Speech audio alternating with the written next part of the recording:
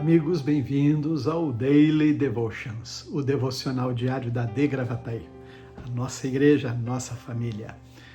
É muito bom estarmos juntos, diariamente e também em torno da palavra de Deus, comentar os textos da leitura diária, no propósito da leitura de toda a Bíblia, neste ano que estamos transcorrendo.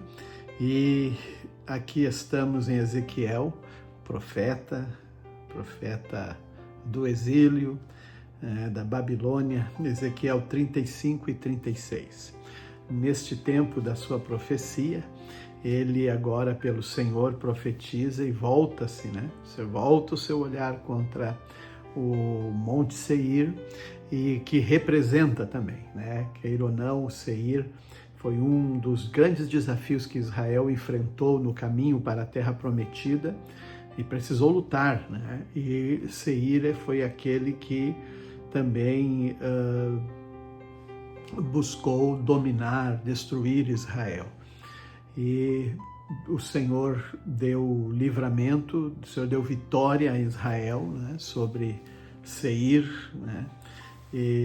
E a gente, então, olhando para isso, nós percebemos que Deus nunca deixou desapercebido nações, povos que se voltaram contra Israel, pois Israel é o povo de Deus, é a nação que o Senhor escolheu, fez promessas, tem alianças, o seu nome está ligado ali, a exigência e o preço é muito também elevado com relação a Israel e a sua posição, a sua postura em toda a terra, entre todas as nações. Mas as nações, esses povos vizinhos, eles trouxeram muito prejuízo, dificuldades para Israel.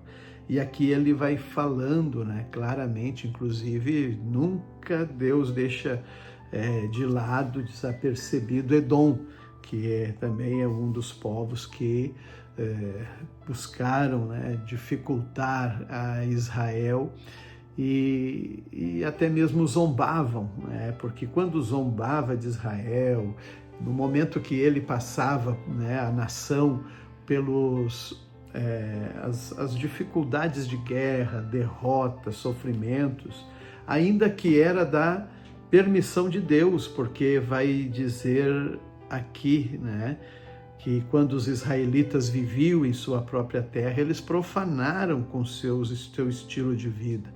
E a conduta deles foi tão mal, tão impura, como um fluxo menstrual de uma mulher, que também sempre era considerado um período de impureza, pois eles cometeram assassinatos,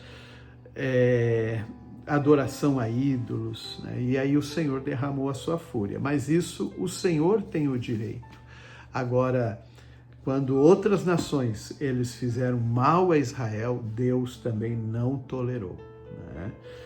E é lindo agora, dentro desse contexto, desse capítulo 36, 37, na verdade 35 e 36, de Ezequiel, há uma promessa de redenção para Israel. Aqui abre-se uma cortina, que mostra um estado futuro, um projeto de Deus, alguém que não desiste de abençoar Israel. E aí ele vai dizer, antes tem uma obra no interior das pessoas, do povo judeu, um trabalho do Senhor para operar na vida deles. Então ele diz, eu asperjarei água pura sobre vocês, vocês vão ficar limpos.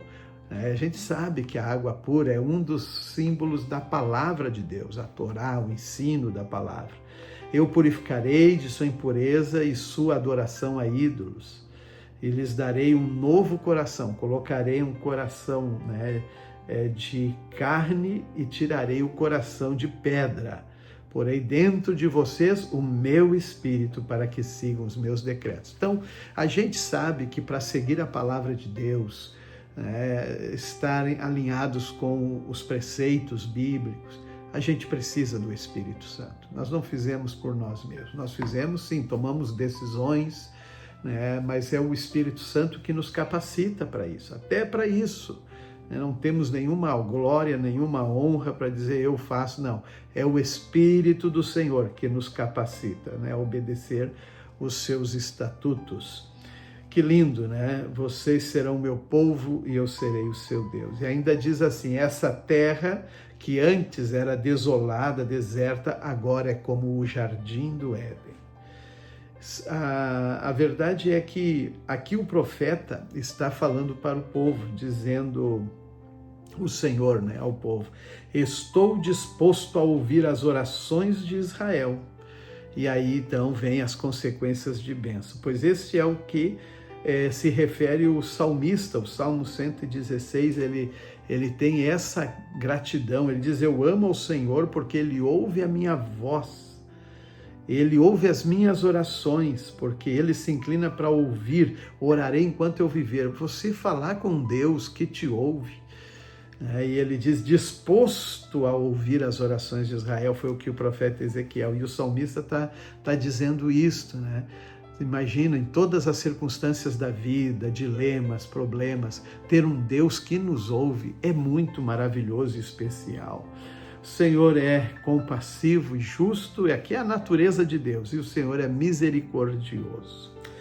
Glória a Deus. Hoje nós, nesse dia, começamos uma nova epístola, né, da Bíblia, que é a epístola de Tiago, uma carta do apóstolo Tiago, uma carta universal também, né? Todos os crentes que essa carta pôde alcançar, e ele se identifica, eu, Tiago, escravo de Deus. Que coisa linda, né? Poderia colocar títulos muito elegantes, muito espetacular, mas ele se colocou como um escravo de Deus. Quer dizer, Deus é o Senhor e faço, né, dele um instrumento. E aqui ele tem várias instruções, né, que é a natureza da carta do apóstolo Tiago, né? Mas aí tem coisas lindas neste capítulo 1, que ele trata da sabedoria. Quem quer sabedoria, peça para Deus, ele dá sem medida.